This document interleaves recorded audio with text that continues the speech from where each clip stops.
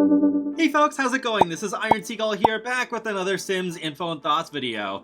So, as you likely know by now, the Sims franchise turned 22 years old as of Friday. So The Sims actually has been around since the year 2000. I actually did start playing The Sims myself about a year after the original game came out. And then later on, I did get the GameCube version when that released, and it just snowballed from there. I can't believe I've been playing The Sims for over half my life. The Sims definitely means a lot to me now, and it's been a really great creative outlet. But of course, I'm only one out of millions upon millions of players, and it's only appropriate that The Sims is spotlighting some community creators for the anniversary.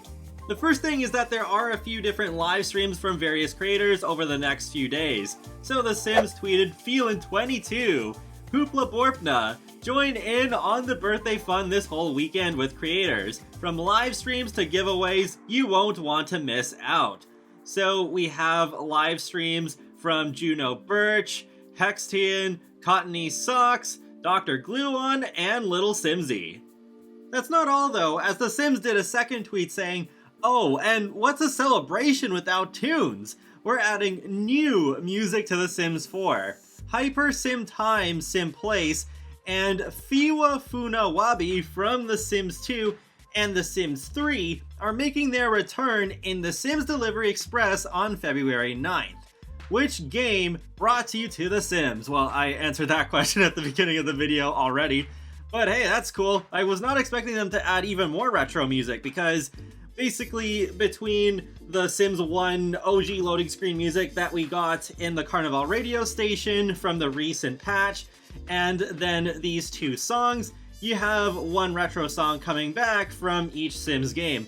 And there actually is a whole retro radio station in the base game that's already been there since The Sims 4 launched. So I'm guessing these two songs from The Sims 2 and The Sims 3 are going to be added onto that. And they're both pretty groovy songs, so I am glad that they're making their return to The Sims 4. Also, it looks like this is going to be the biggest Sims Delivery Express drop yet, because there's the previously announced 6 East Asian recipes, the 2 songs that we just mentioned, and there's the 3 Create Sim items coming from CC creator Complex Sims. And hey, that's a good segue because that's what the rest of this video is going to be about.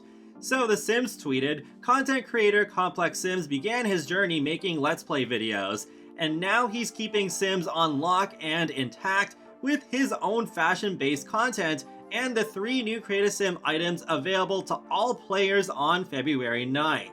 Hashtag you make the Sims. It's easy to get discouraged when you first start, but this is something that you have to give time to consistently improve on." Yeah, I definitely agree with that as a creator myself. Learn more about his style, process, the collaboration, and his advice for new creators here.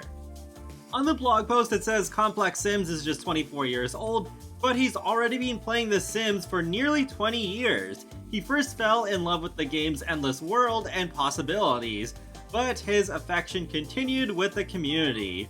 Complex began his creator journey making Let's Play videos, hoping to bring more complexity to the game and excite anyone looking for a sense of belonging and an artistic outlet. From there, he developed the Complex Parlor, a hub for the unique fashions he creates, and the Complex Way, where he shares content created by others he admires. We wouldn't be us without you. As part of our new and ongoing You Make the Sims series, we will spotlight creators across the world who inspire us and the game we make. We worked with Complex to bring some highly anticipated items to Create a Sim through the Sims Delivery Express. A bonnet, a do-rag, and a unisex robe. We sat down with Complex to learn more about his style, process, advice for new creators, and more. Now I think I see why they kept 2 out of those 3 items a secret, because they would have wanted to wait until February, Black History Month, to reveal the bonnet and the do-rag.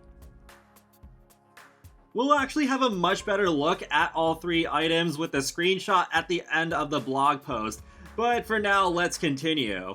How would you define your own personal style?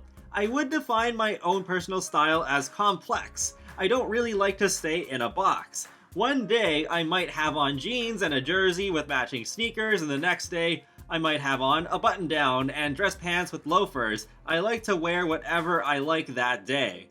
When did your interest in fashion begin, and what do you enjoy most? When I was a child, I wanted to be a fashion designer. I used to look through the catalogs that would be delivered to my childhood home. I love that fashion speaks to everybody individually, and that where you start may not be where you finish. Style is something that develops. Okay, that's an interesting sort of backstory there. Why are a bonnet, a durag, and a unisex robe important items for your collaboration? These items are very useful to my community and are incorporated into our daily routine. They offer multiple advantages in terms of comfort and preservation.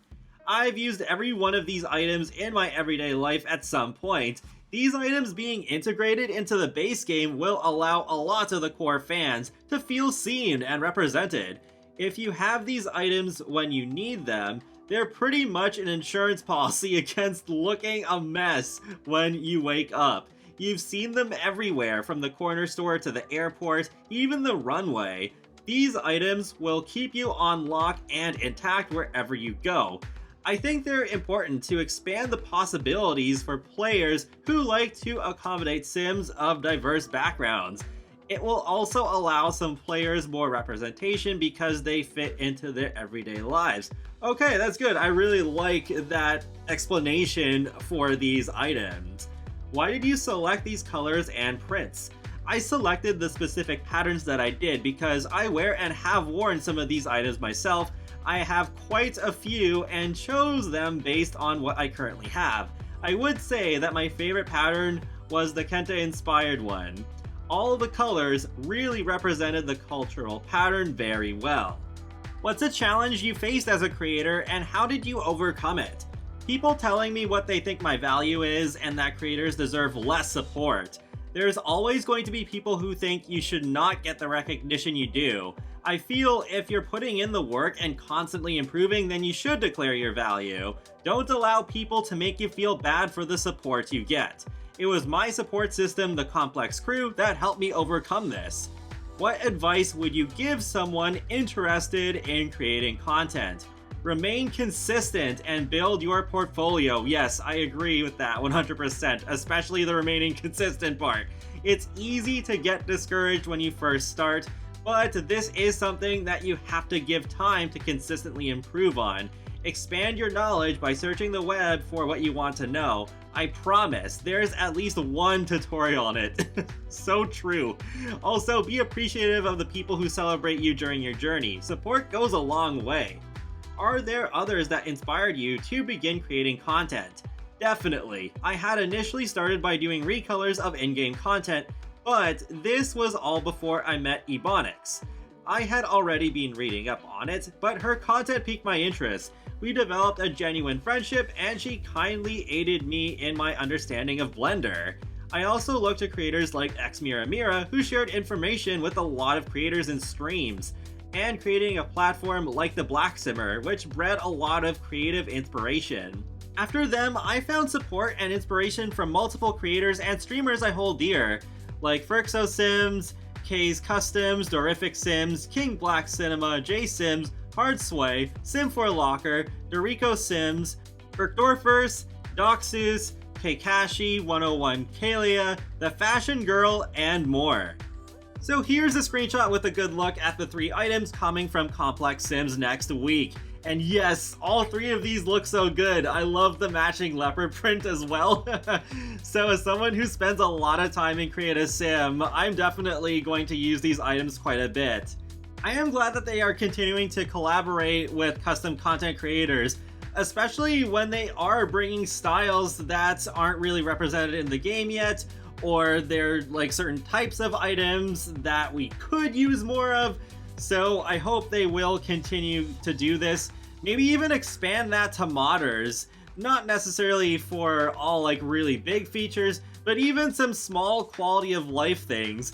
Like with Twisted Mexi's Better Build mod, even the part that allows you to just go into tab mode while in build mode. In the previous Sims games you can do that, but not in The Sims 4, which is just so perplexing to me.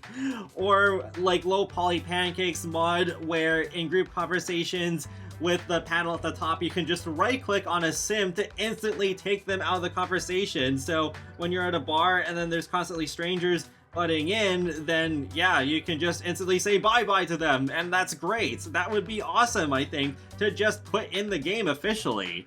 And that wraps up another Sims info and thoughts video, so feel free to let me know your thoughts in the comment section below on the sneak peeks of upcoming content, and be sure to subscribe if you'd like to keep up with my latest gaming content, including life simulations and more. So I will talk to you all later, and have a great day. Thanks for watching!